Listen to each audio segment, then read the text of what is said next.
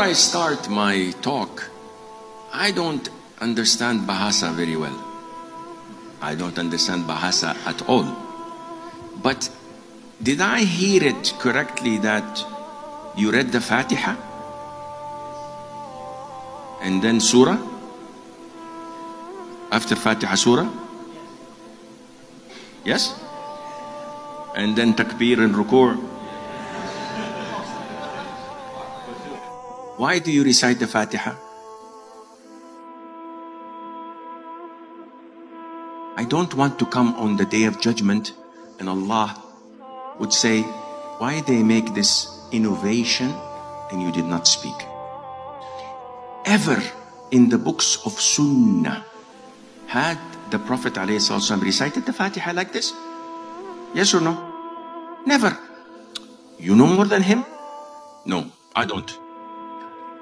So this is why I have to clear my conscience so that on the day of judgment I told them, Khalas, I go. So it is not Sunnah. In Arabia, when we have marriage contract or engagement, Bismillah, Al-Fatiha, and nobody knows they're reading the Fatiha or not. And they wipe their face, and they wipe their bodies, and they scrub their backs. Yahi, go take a shower. What are you doing? And also, because marriage is like death. When someone is dead, he said, oh, Abdullah is dead. Read the Fatiha. And they read the Fatiha. This is not from Islam. Fatiha is recited in the Salat. The greatest surah. Fatiha is recited in Ruqya. As in Sahih al-Bukhari of Abu Sa'id al-Khudri's hadith. This is Ruqya. I have illness in my throat. Every time I drink water, Alhamdulillah, and I drink. But not in a gathering. So excuse me, I'm supposed to speak about how to be happy, but I will make you unhappy first, but inshallah. Bismillahirrahmanirrahim. Assalamualaikum warahmatullahi wabarakatuh. Belum lama ini kita mendengarkan seorang syekh dari Arab Saudi yang ketika dalam pembukaan para panitia mengucapkan mendahului acara itu dengan ucapan Al-Fatihah agar mendapatkan barokah dan sebagainya.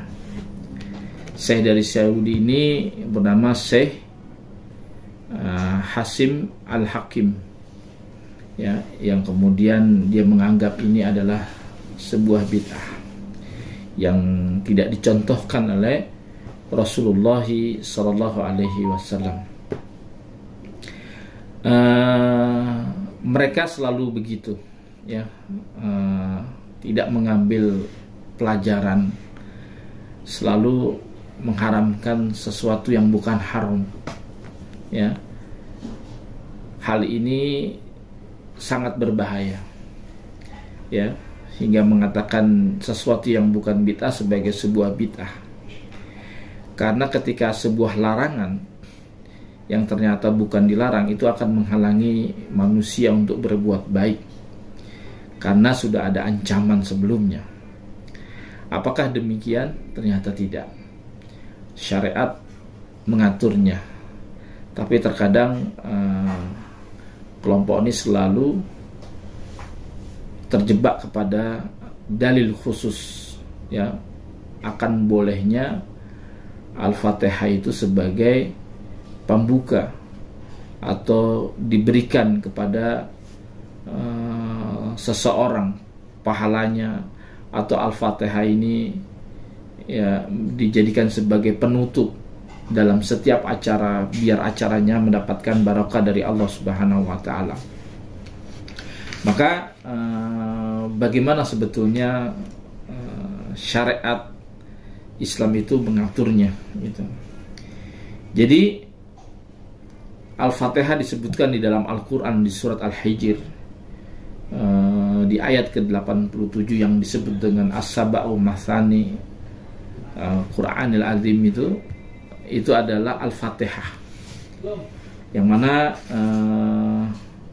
diriwayatkan oleh Al-Bukhari di dalam hadis bernomor 2276 dan juga di hadis riwayat Muslim di nomor 5863 dari Abu Sa'id Al-Khudri.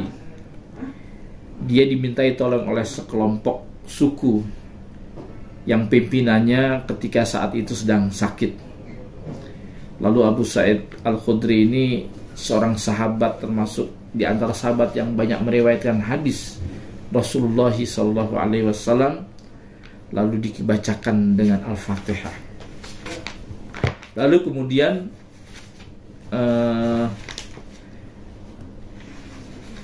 disebutkan dalam hadis tersebut adalah an Abu Sa'id Al-Khudri anna nasan min ashabi Rasulullah sallallahu alaihi wasallam kanu fi safarin famarru bihayyin min ahya'il arab fastadafuhum falam yudifuhum faqalu lahum hal fikum raqin fa inna syayyidal hayy ladhigun aw musabun faqala rajulun minhun na'am, ya, fa'atahu faraqahu bi fatihatil kitab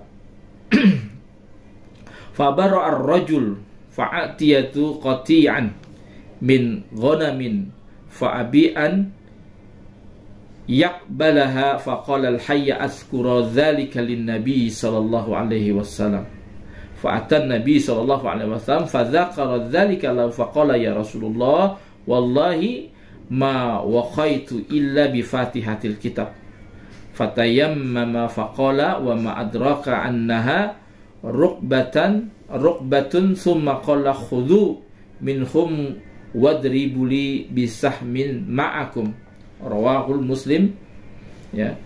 Jadi diriwayatkan bahwasanya Abu Sa'id Al-Khudri dan beberapa sahabat Rasulullah yang lainnya berada dalam suatu safar, dalam suatu perjalanan, lalu melewati sebuah suku Arab. Mereka bertemu, ya, maksudnya mereka bertamu, ya, namun tidak disuguhi apapun. Penduduk suku bertanya, ya, apakah ada di antara kalian yang bisa mengobati, maksudnya yang bisa meru'yah, sebab kepala suku kami sedang terkena musibah atau sedang sakit. Salah seorang sahabat mengatakan ya. Kemudian ia mendatanginya, kepala suku tersebut yang sedang sakit, dan mengobatinya dengan bacaan Al-Fatihah. Pemimpin tersebut sembuh dan memberikannya bagian daripada daging kambing. Namun para sahabat menolaknya, dan ia berkata, saya akan menyampaikannya dulu kepada Nabi Shallallahu Alaihi Wasallam. Ia pun mendatangi Nabi Shallallahu Alaihi Wasallam dan menceritakan kisah di atas. Dan lalu Nabi berkata, wahai Rasulullah, demi Allah, saya hanya melakukan ru'yah dengan surat Al-Fatihah.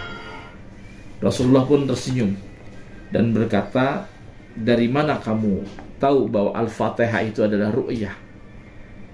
Lalu Nabi Shallallahu Alaihi Wasallam bersabda, ambillah kambing dari mereka dan berilah saya bagian bersama kalian. Artinya memang Al-Fatihah juga bisa dijadikan sebagai obat untuk ru'yah itu sendiri. Dalam hal ini Imam Nawawi mengatakan bahwa bacaan Al-Fatihah di dekat orang sakit, ya, dengan beristimbat pada hadis tadi yang diriwayatkan oleh Abu Sa'id Al-Khudri, ya, faslun fima yaqra'u indal marid yastahabu ay yuqra'a indal marid bi fatihati liqaulihi sallallahu alaihi wasallam fil hadis sahih fima wa ma adraka annaha ruqyatun. Jadi kata Imam Nawawi, dianjurkan membacakan Al-Fatihah di dekat orang yang sakit, ya, berdasarkan sabda Rasulullah sallallahu alaihi wasallam dalam hadis sahih tentang Al-Fatihah ini yang diriwayatkan oleh Abu Sa'id Al-Khudri. Dari mana kamu tahu bahwa Al-Fatihah ini adalah ru'yah? Ini ada di kitab At-Tibyan fil Adabi Hamal Al-Quran.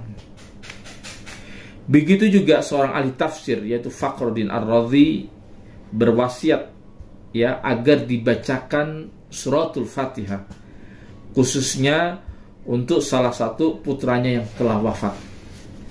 Di sana dikatakan wa anna usiya man tala'a kitabi istifada ma fihi minal fawaid an-nafisatul aliyatu wa yukhussa waladi wa yakhussani bi qiraatil Fatihah. Ya. Bahwa Ar-Razi pernah berkata bahwasanya saya berwasiat kepada pembaca kitab saya ya dan untuk mempelajarinya agar secara khusus membacakan Al-Fatihah untuk anak saya dan diri saya. Ya.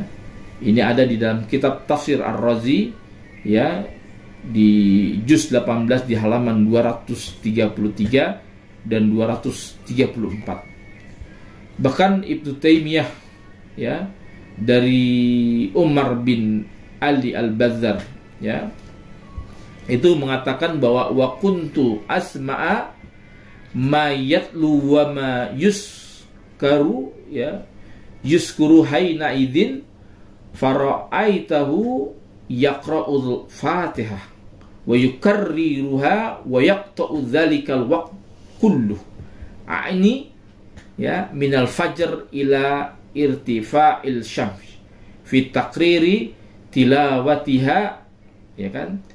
Di dalam kitab Al-A'lam 'Aliyah dikatakan bahwasanya ya Umar bin Ali ya yang menulis tentang biografi manaqib daripada Ibnu Taimiyah mengatakan saya mendengar ya apa yang dibaca dan yang dijadikan zikir oleh Ibnu Taimiyah.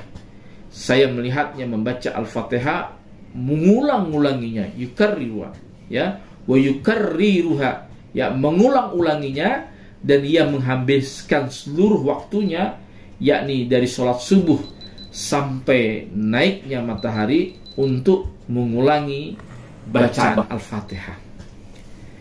Jadi memahami ya sebuah hadis dan sebagainya itu memang melalui seorang ulama, bukan dengan bira'yi. Harus punya asal. Dan sebagaimana para ulama-ulama mengamalkan hal ini. Jangan sampai akibat dari perkataan atau akwal dari perkataan-perkataan ulama hari ini yang kemudian tidak membandingkan dengan bacaan-bacaan atau referensi-referensi yang lain sehingga kita menerimanya sampai kemudian kita menghalangi kita untuk berbuat baik walaupun hanya sekedar mengirimkan Fatihah kepada saudara kita agar acara kita menjadi lebih berkah, menutup bacaan dengan Al-Fatihah setiap dalam acara. Dibilang ini bukan dari Islam, padahal ulama-ulama banyak mencontohi tentang kebaikan tentang masalah Al-Fatihah ini. Demikian dari saya, kurang lebihnya mohon maaf. Wallahi muwafiq ila aqwamit thoriq. Wassalamualaikum warahmatullahi wabarakatuh.